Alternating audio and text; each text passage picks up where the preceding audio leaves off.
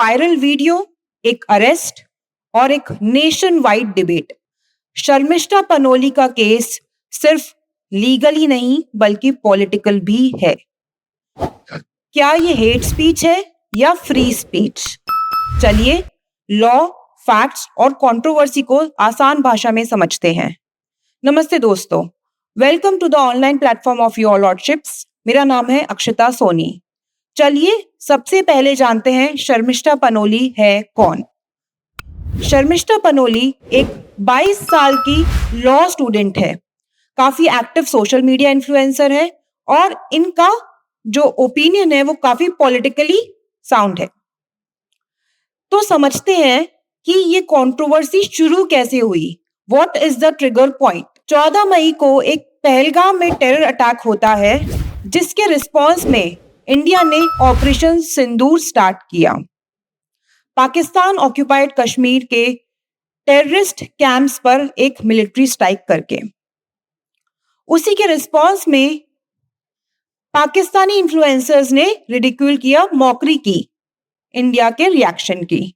तो इसी पर पनोली का एक वीडियो आता है जिसपे वो क्रिटिसाइज करती है बॉलीवुड एक्टर्स के साइलेंस को और ऑफेंसिव रिमार्क्स यूज करती है अबाउट इस्लाम।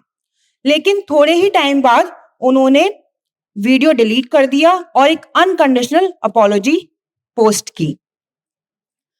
लेकिन इस दौरान अब उनके अगेंस्ट काफी लीगल एक्शंस लिए गए, जैसे कि मल्टीपल एफआईआर्स फाइल की गई अलग अलग स्टेट्स में और कोलकाता पुलिस ने इन्वेस्टिगेशन इनिशिएट कर दिया।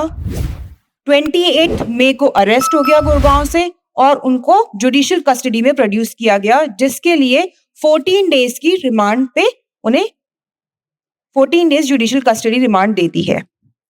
अब समझते हैं कि स्पेसिफिक सेक्शंस कौन कौन से लगाए गए उनके against.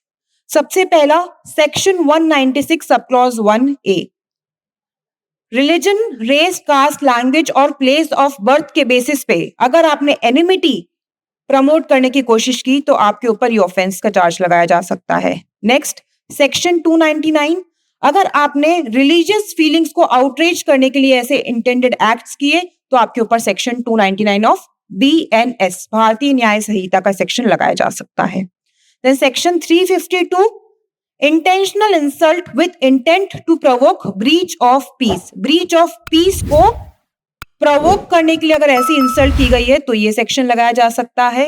And next section 353 sub clause 1 sub clause C, अगर आपके स्टेटमेंट्स ऐसे हैं जो कि पब्लिक डिसऑर्डर को इंसाइट करे या मिसचीफ को इंसाइट करे तो सेक्शन 353 ऑफ BNS आपके ऊपर अप्लाई किया जा सकता है। एंड वेरियस IT और साइबर क्राइम के लॉज भी आपके ऊपर अप्लाई किए जा सकते हैं। और ली फ्रेटर्निटी में बार काउंसिल ऑफ इंडिया के चेयरमैन मनन कुमार मिश्रा का भी स्टेटमेंट हाल ही में आया है। इनका कहना है कि वो शर्मिष्ठा पनोली के साथ फर्मली स्टैंड करते हैं। उन्हें ऐसा लगता है कि उनकी अरेस्ट अपने आप में एक जस्टिस का फेलियर है। उन्हें लगता है कि ये पॉलिटिकली मोटिवेटेड है और उनका ही कहना यह है कि क्योंकि उन्होंने अपॉलॉजी डाल दी है तो उनको अरेस्ट नहीं करना चाहिए। डिमांड करते हैं release of Sharmishtha Panoli, fair trial and end to double standards in law enforcement. अब एक नेशन वाइड डिबेट स्टार्ट हो गई है free speech versus hate speech के अगेंस्ट। 3 क्वेश्चंस मैं आपसे पूछती हूं। पहली चीज, is arrest a threat to democracy? Next, should influencers face prosecution? And can religious criticism be tolerated? तो इसके लिए अगर हम लॉज देखें, article 19(1)A of constitution of India हर एक सिटीजन को फंडामेंटल राइट देता है, right to free speech and expression का, और उसी के साथ में रीजनेबल रिस्ट्रिक्शंस भी इंपोज करने की पावर देता है on the grounds of public order, security, morality, sovereignty and others.